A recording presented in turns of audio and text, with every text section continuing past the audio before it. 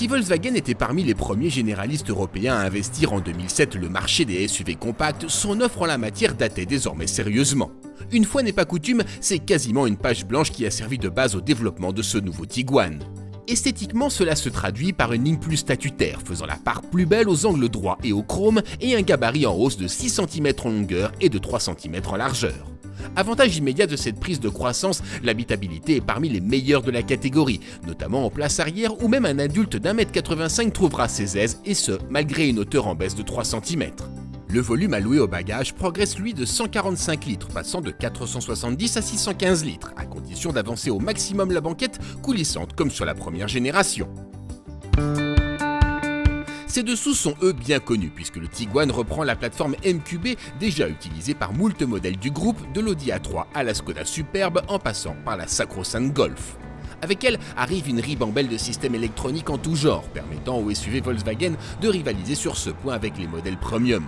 La marque fait un effort notable en proposant certains de série dès la finition de base Trendline. Sur la version Cara Edition de notre essai, la dotation frôle même le sans faute, associant des systèmes de sécurité de pointe avec un contenu d'infodivertissement complet et quelques touches de luxe. Cette opulence a bien sûr un prix. Même si le tarif de notre modèle d'essai n'est pas totalement défini au moment où nous écrivons ces lignes, on peut l'estimer aux alentours de 46 000 €.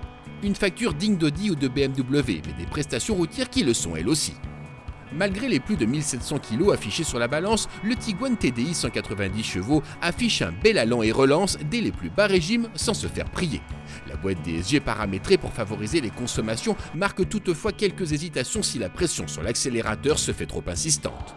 La relative lourdeur de l'auto dans les virages serrés et le confort de très haut vol qu'elle dispense, même sur des routes en très mauvais état et en présence des jantes optionnelles de 19 pouces, aura de toute façon tout fait de vous convaincre d'adopter une conduite coulée.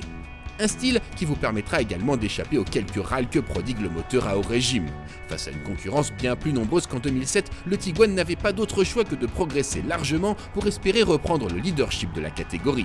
À coup de motorisation puissante, d'abondance de technologie et de soins apportés à la finition, il parvient à remplir sa mission, même si le prix à payer pour se l'offrir est coquet.